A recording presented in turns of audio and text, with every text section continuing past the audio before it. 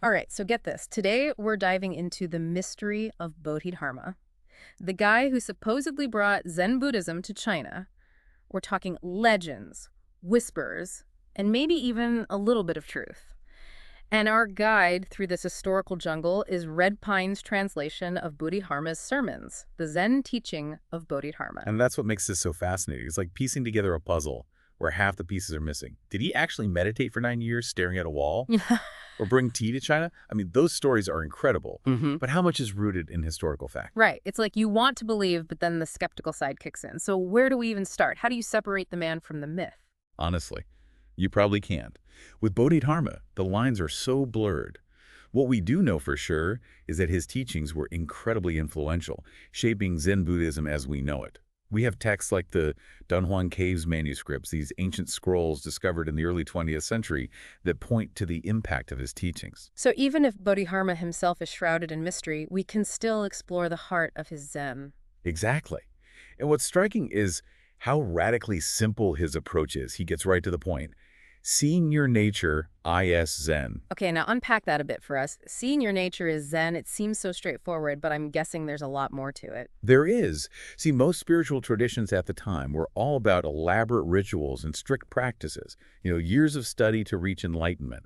Bodhidharma comes along and basically says, nope, it's not about what you do, it's about what you are. So he's suggesting that this capacity for enlightenment, it's already within us. We just need to learn how to see it. Exactly. It's like that Zen story of the Buddha silently holding up a flower. Everyone's confused, but his disciple, Kashyapa, just smiles. That aha moment of recognition, that's what Bodhidharma's Zen is all about.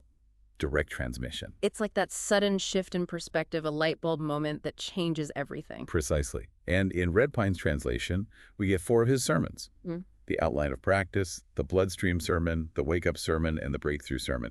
Each one offers a different perspective on this idea. 4 sermons to unlock the secrets of enlightenment. Sounds like a challenge. So let's start with the outline of practice. What's the path Bodhidharma lays out? Well, he gives us 4 essential practices to focus on. And the very first one might surprise you. Suffering and justice. Now, before you think he's advocating for a life of misery, hear me out. Yeah, it's not like we need to go looking for suffering, right?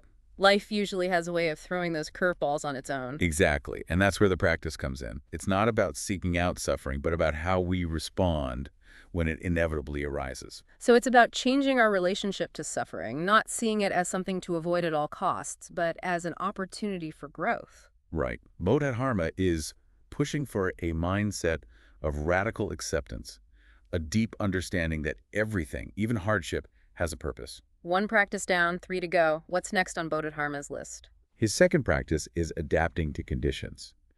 Building on that idea of acceptance, he recognized that we're constantly being influenced by things outside of ourselves. But our true self, our mind, it remains untouched by those external fluctuations. So it's like, yeah, life throws you waves, but you don't have to let the waves become you. You learn to ride them. I like that. Okay, so that's 2 down. What about the next practice? The third practice is where things get really interesting. Bodhidharma noticed that people spend their lives chasing after things they think will make them happy. Yeah. Wealth, status, pleasure, all that good stuff. But he challenges that, arguing that true happiness comes from letting go of those attachments, not from acquiring more things. It's that classic "I'll be happy when" trap. It's so easy to fall into. Exactly. He's advocating for a complete shift in perspective, moving away from constantly seeking outside ourselves to realizing the wholeness that's already present within. And that brings us to the 4th and final practice, which is, well, practicing the Dharma. Now that might seem a bit obvious for a Buddhist text, but knowing Bodhidharma, I'm guessing it goes a bit deeper than that. You're absolutely right. For Bodhidharma, practicing the Dharma wasn't about rituals or scriptures. It was about embodying the truth that all beings are inherently pure and that all phenomena are, in the end, empty. So it's about embodying compassion, generosity, and wisdom in our daily lives. And not as a means to an end, but as a natural expression of who we truly are. You got it. Wow, that's quite the outline for practice. It sounds like Bodhidharma is really challenging us to change our whole perspective, to stop looking for fulfillment in the external world and start looking within. Exactly. And that leads perfectly into his bloodstream sermon, where he dives even deeper into the nature of mind. Have you ever, wondered if our senses are deceiving us? Like, What if reality isn't as solid as we think it is? Now that you mention it, yeah, I've definitely had those moments. Well, Bodhidharma tackles that head on, and he uses this really powerful analogy to make his point. He compares the mind to a dream. Think about it. When you're in a dream, everything feels real, All right. but then you wake up. Okay, I see where you're going with this. So is he saying our waking life is just another kind of dream? In a way, yes. He's saying that our perception of the world, the way we experience reality, is ultimately created by our minds. He asks, when you dream, is that you? And the answer is, of course, yes, even though the dream itself might be an illusion. So he's pointing out that just like the dream is a product of your mind, so is everything else you experience. We are the dreamers, and the dream is our mind.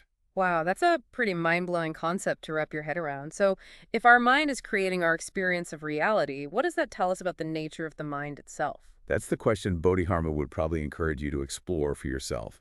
He'd tell you to look within, to observe your own mind, and discover the answer firsthand. Which, when you think about it, is the essence of Zen, direct experience over blind faith. Exactly. It's about becoming your own authority, your own teacher. Okay, so we've unpacked the outline of practice and dipped our toes into the bloodstream sermon. What other insights can we find in Bodhidharma's teachings? What about the wake-up sermon and the breakthrough sermon? Those are up next, and they really challenge some of our most fundamental assumptions about the nature of reality and enlightenment, and even, maybe especially, about ourselves. Well then, let's not keep our listeners waiting. Okay, so moving on to the wake-up sermon sounds intense. It definitely is. Think of it like a jolt to the system, shaking us free from the illusions that keep us trapped in suffering. And Bodhidharma is very direct about the key to this awakening: detachment. Detachment, huh? That's one of those words that can be easily misinterpreted. Doesn't mean we're supposed to become, like, cold and unfeeling, or... No, not at all. He's not advocating for emotional suppression or withdrawing from the world. It's more about recognizing the grip that our attachments have on us, that idea that our happiness depends on things outside ourselves. So letting go of that need to control everything, the clinging to possessions, relationships, even to those ideas about how things should be. Exactly. Finding that place of true inner freedom where we can experience life fully without being controlled by craving or aversion. There's a paradox there, though, right? It seems like by letting go, we actually open ourselves up to a richer experience. You nailed it. It's that shift from a grasping, clinging mindset to one of openness and acceptance. And this theme of non-attachment, it flows right into the breakthrough sermon. But this time, it's about detaching from something even more fundamental: our own thoughts. Ah, yes, the breakthrough sermon. This is where it gets really Zen. Tell us more about this idea of beholding the mind. What does that even look like in practice? Imagine your thoughts are like cars driving past. You're not chasing after them, you're not judging them, you're simply observing them come and go. That's the essence of beholding the mind. Okay, I think I'm starting to get it. Cultivating that space between us and our thoughts, that pure awareness that's always there underneath all the mental chatter. Precisely. It's easier said than done, of course. Our minds are professional storytellers, always analyzing, judging, creating narratives. But with practice, we start to see those thoughts for what they really are: just passing mental events. And by seeing them that way, something shifts. They lose their grip on us. It's like you were saying about the wake-up sermon, right? Both of these sermons are ultimately about freedom. Absolutely. The wake-up sermon focuses on detaching from external things, while the breakthrough sermon is about detaching from our own minds. But they both lead to the same place: that realization of our true nature, which is inherently free, pure, and awake. Okay, so we've gone through these 4 sermons, these potent distillations of Bodhidharma's wisdom. But the question everyone's probably asking is, what now? How do we take these ancient teachings and make them relevant to our modern lives? Because let's face it, life can feel anything but Zen sometimes. That's the million-dollar question, isn't it? Yeah. And I think one of the most valuable things we can take from Bodhidharma, something that feels incredibly relevant today, is this emphasis on mindfulness. Right. That idea of beholding the mind fits perfectly with what we now call mindfulness. Exactly. Whether we're talking about sitting meditation or just bringing more awareness to our everyday experiences, it's the same principle. Cultivating that non-judgmental awareness of our thoughts, feelings, and sensations. Bodhidharma was really on to something even 1,500 years ago. And what about his teachings on detachment? It feels more important than ever in our world of constant distraction and, well, consumerism. It's a recipe for dissatisfaction, isn't it? Yeah. We're constantly bombarded with messages telling us we need more to be happy. Bodhidharma reminds us that true happiness True freedom comes from letting go, not from acquiring more. It's about being present, appreciating what we have without constantly chasing after the next thing. Exactly. Finding contentment in the midst of it all. There's actually one more thing about Bodhidharma's teachings that I find particularly inspiring. I'm all ears. Tell me more. He challenges us to find the extraordinary in the ordinary. He didn't send his students off to mountaintops or monasteries. He told them to look within, to find that Buddha nature in their everyday lives. A good reminder that this potential for awakening, for enlightenment, whatever you want to call it, it's not some far-off destination. It's available to us right here, right now, in the most ordinary moment. Exactly. It's about bringing that quality of awareness, of presence to everything we do, from washing the dishes to having a conversation. So as we wrap up this deep dive into Bodhidharma and the essence of Zen, we want to leave you with this final thought. Bodhidharma was known to point to things like a hollow reed or a single sandal to guide his students. What seemingly ordinary objects in your life could hold deeper meaning if you look at them with fresh eyes? It's such a powerful image, isn't it? It really gets to the heart of what Bodhidharma was trying to teach. It's not about, becoming some enlightened being who's above it all. It's about recognizing that potential for awakening in the most ordinary everyday experiences. Absolutely. So as we wrap up this deep dive into the world of Bodhidharma and the essence of Zen, keep seeking, keep questioning, and keep diving deep into the mysteries of your own mind. Who knows what you might find?